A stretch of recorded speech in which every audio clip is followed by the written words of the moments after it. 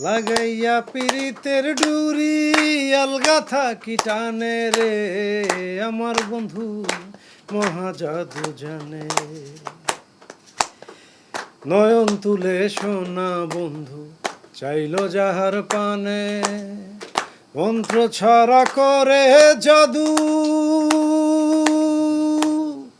মন্ত্র ছড়া করে জাদু দুই নয়নের বানে রে আমার বন্ধু মহাজাদু জানে।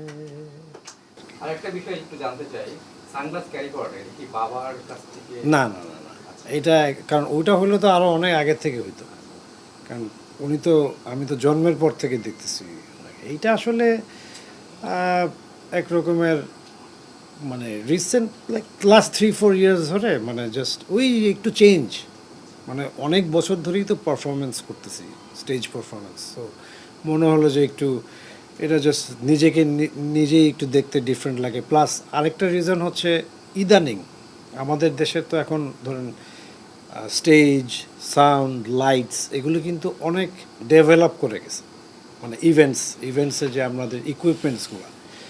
সো মানে আমি কিন্তু লাইক লাস্ট 10 ইয়ার্স এবং এখন যদি আমি কম্পেয়ার করি, মানে স্টেজ লাইটস কিন্তু অনেক বেশি ব্রাইট এবং সামটাইমস একটু চোখেও লাগে।